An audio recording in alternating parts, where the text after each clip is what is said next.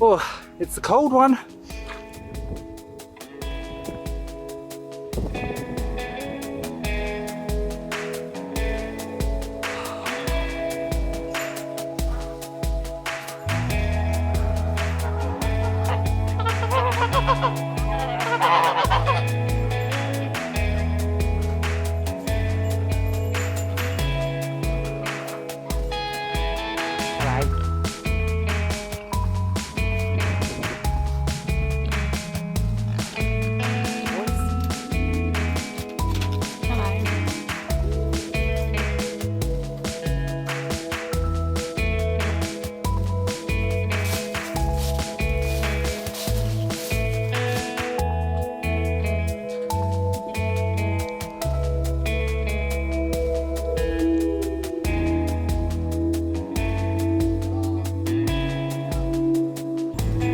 One of the things I really struggle with, and maybe you do too in winter, is motivation.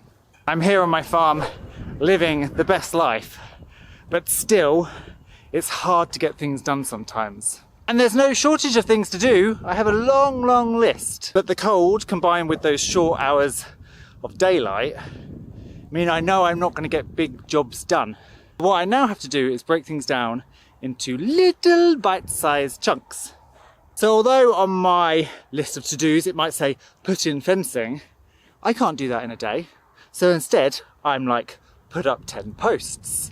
Or I know I can't fully dig over the polytunnel, so I might be like, dig over 1 polytunnel row. And it just helps with that sense of achievement at the end of the day, rather than you've started 3 jobs but not finished them.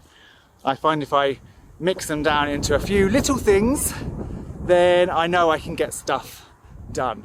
One of the little jobs that I've been doing is cutting the verge of our driveway. I don't like to cut it during the growing season because it's got loads of bulbs in it and I really want to get it as full of wildflowers as possible. So I just cut it kind of a couple of times, just trim it down in the winter. A friend of mine, hello Miles, has given me very kindly an entire bag of beautiful foxgloves. They've just been pulled up from another plot, but in this weather when they're not actively growing we can just put these into the soil and there's enough moisture as well that we won't need to water them constantly. So today's little job is to get as many of these foxgloves into this roadside verge as I can. And I've got a lot of bulbs in the verge up the top of the drive, but down the bottom of the drive towards the road there's fewer bulbs and there's also more trees overhead. So I think actually that would be a really good place to put these foxgloves. I don't want to line them all the way up because there aren't enough and they would lose their impact. So instead we're going to do sort of several great big clumps of them, and then hopefully if you kept foxgloves you will know they are very good at spreading their seed. So hopefully these will flower this year, spread their seed, and then we'll have foxgloves along this bank for many years to come.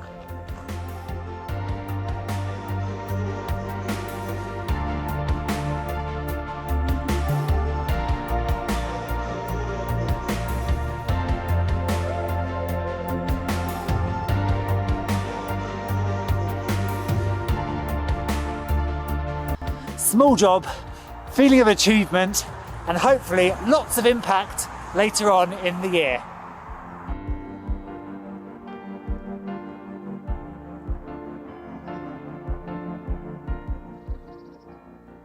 I've got a list of big winter projects in my Facebook member group with explanations of why I'm doing things.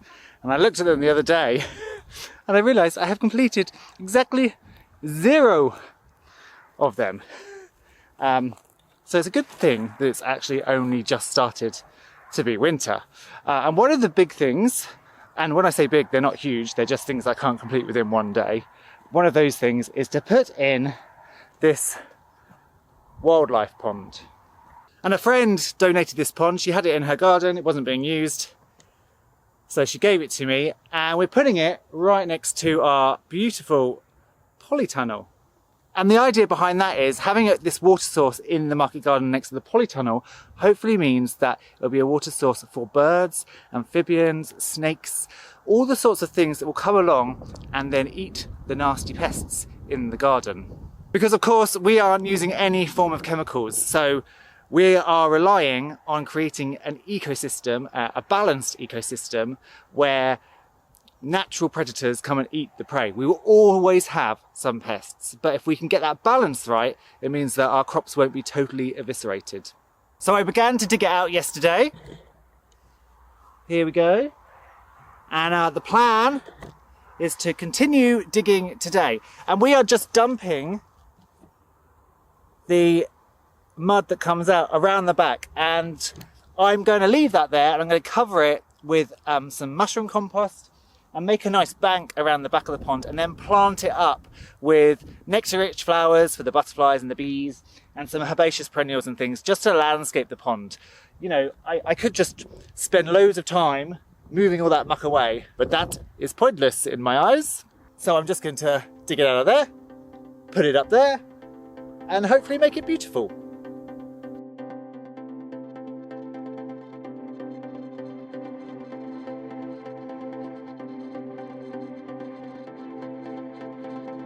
Well, here's the bonus about having really heavy clay soil. I can dig it out quite quick because the lumps come out as massive lumps of soil. So hopefully we might even manage to get the pond in today.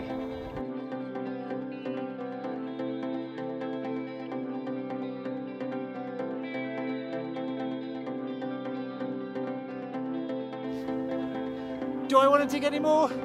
Not really. So some of that mud I'm going to take and I'm going to fill the bank up so it slopes.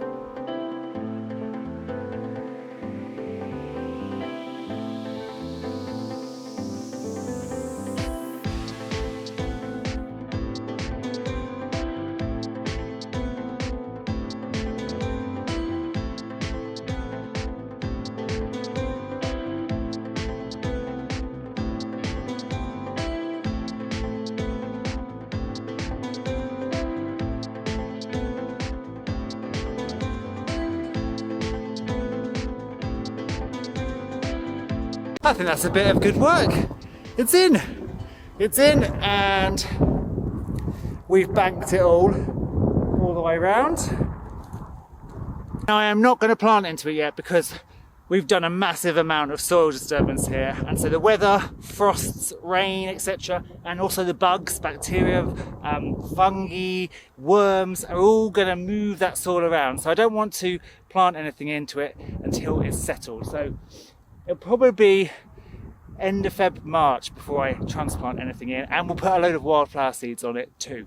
And the other thing to remember is that when the pond was on the ground, nothing could fall in. Now it's in the ground, wildlife could fall into it. So every day I'm going to be checking it to make sure nothing is caught inside. And then as soon as it starts to fill up with rain, because we don't have any water on site, so I can't fill up in one go, so as soon as it starts to fill up with rain, I will get a ramp, attach some chicken wire, and put a nice slow inclined ramp out of it. So if anything does fall in, it has got a way to get out. Obviously, once it's completely full and there's loads of plants to clamber up, it won't be a problem. But just at this beginning stage of putting in a pond, just remember that things could fall in there and then not get out again.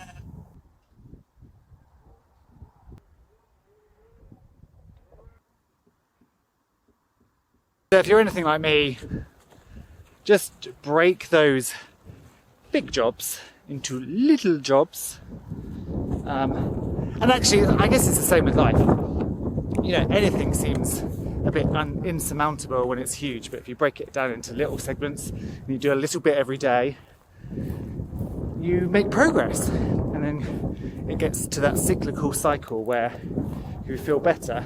And you're doing stuff as well on the farm. So you're actually, even if it's literally just, let's clean out one coop today, at least one coop is then clean.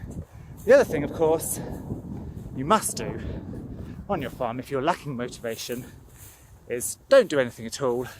Just come and hang out with your animals. These guys have got their new Lifeline Lamb and new mineral block today. You can see they are loving it.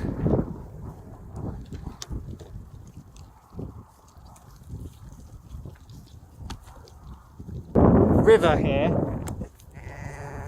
is little Miss Bolshy. She is head of the pack. So she was first dibs for 10 minutes, but now everybody else is getting a look in. Which I am pleased to see.